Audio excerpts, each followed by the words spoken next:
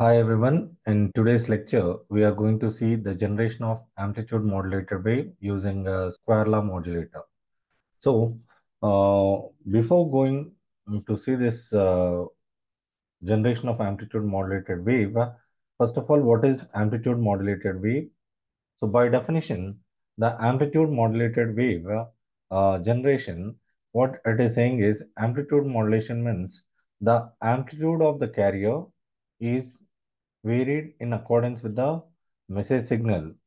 So that is how we are going to generate your amplitude modulated wave. So here we have two methods of generation of amplitude modulated wave. One is called as square law modulator. The other is called as switching law modulator. So in this lecture, we'll be seeing how we are going to generate the amplitude modulated wave using square law modulator.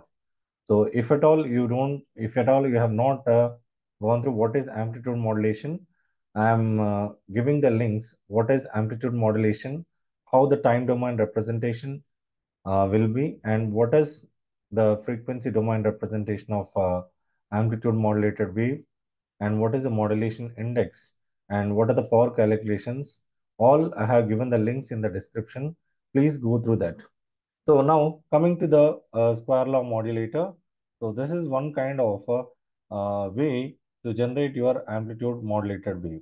So in this, if you look at the block diagram, we are using a summer. Here we are using a summer where we are giving a low frequency signal, that is message signal, which I want to modulate. So second signal is nothing but your high frequency signal, that is a carrier signal. So I am going to vary my carrier signal in accordance with your message signal. So when I give this message signal and carrier signal to a summer, I'll be getting an output which is called as V1 of t. That is the sum of your message signal and your carrier signal. So these sum of your message signal and carrier signal, then that we are going to pass it through a square law device. So here the square law device is nothing but a nonlinear device. Generally, in the circuits, we consider nonlinear device as your diode. So once the input is passed through a nonlinear diode, it will be giving the output, which is called as V2 of t.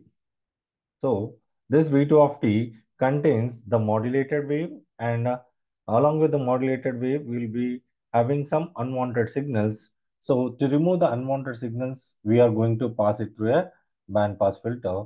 So when it is passed through the band pass filter, the unwanted signals are removed and only the modulated wave will be the output. So what is the condition we need to maintain when we are using the square law modulator for the generation of modulated wave means?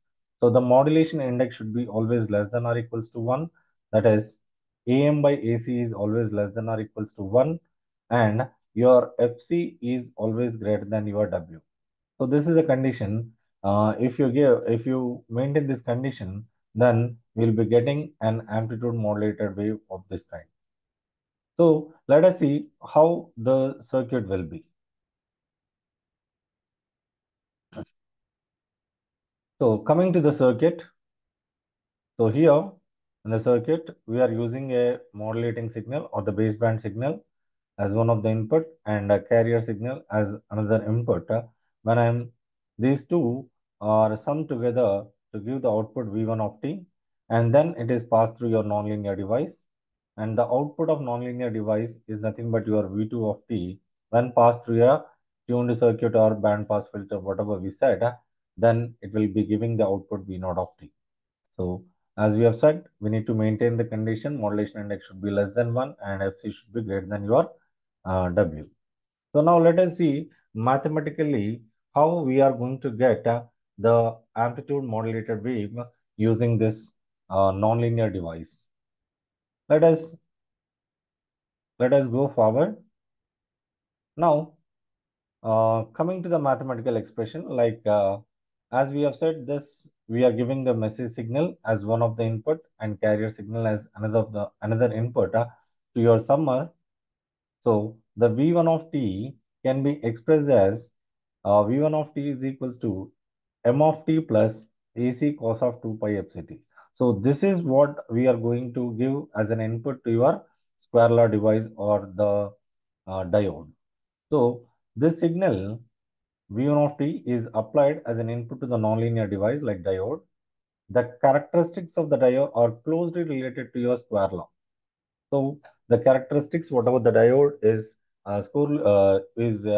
related to the square law, then the output of your square law device, that is V2 of t, is expressed as K1 V1 of t plus K2 V1 square of t.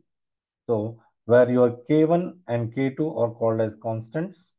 So now what we do here is, in this equation, as we know that what is V1 of t, so we are going to substitute the V1 of t in equation number 1.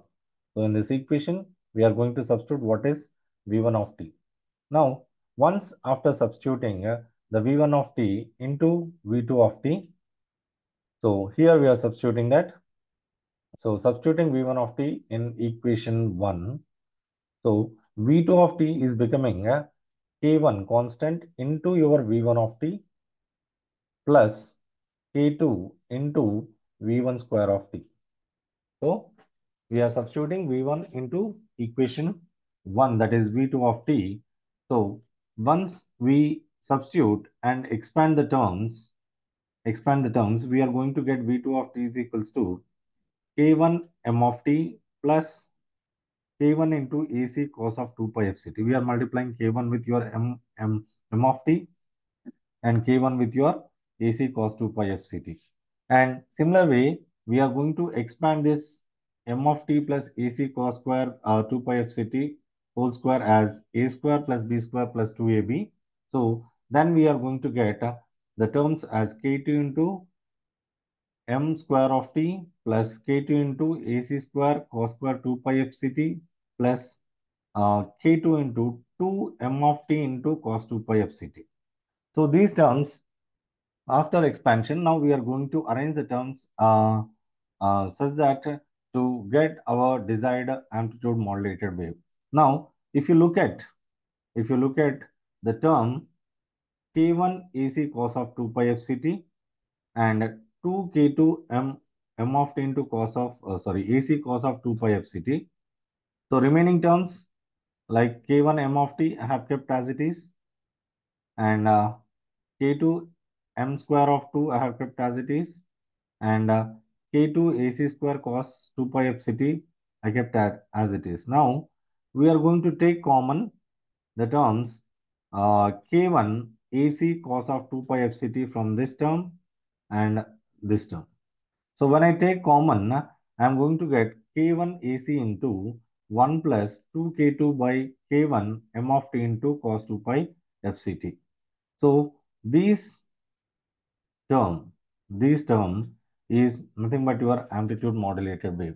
Now, as we have seen in the circuit, the V2 of t, we have said that it contains some unwanted signals.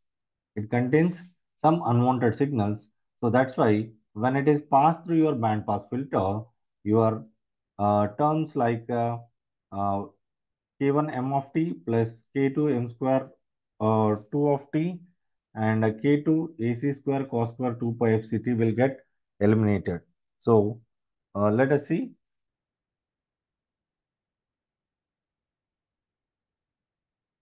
Now, the terms after rearranging, whatever the equation we got as K1 m of t plus K2 m square of t plus K2 AC square cos square 2 pi fct and the rearranged term which is a modulated wave. So the last term in the above equation represents the desired AM wave, and the first three terms in the equation are unwanted. So what we are doing is we are with the help of your band pass filter, we are removing the unwanted signals and we are allowing only the required AM modulated wave. So it will eliminate the all unwanted signals and it will pass only your desired wave through your band pass filter. Now, what will be the output after the band pass filter? So if you look at the output, now the unwanted signals, once they are removed, we have S of t is equals to K1 AC into 1 plus 2 K2 by K1 m of t into cos 2 pi fct. So this equation when I compare with the standard equation. So amplitude modulated wave standard equation, as we know that S of t is equals to AC into 1 plus Ka m of t into cos 2 pi of ct. So we are going to compare your amplitude here, and we are going to compare this amplitude sensitivity. Amplitude sensitivity is nothing but a constant. As we know that K1 and K2 are also constants. So by comparing the output of the square law modulator, the standard equation, so we are going to get a scaling factor of K1. So here we have a scaling factor of K1. So in the equation, along with your AC, we have K1, which is a scaling factor, and the amplitude sensitivity Ka is nothing but a 2K2 by K1. So this is how we are going to get the amplitude modulated wave using your square law modulator. So, so, uh, so in the next lecture, we are going to see what is the DSBSC modulation and how to represent in the time domain and frequency domain.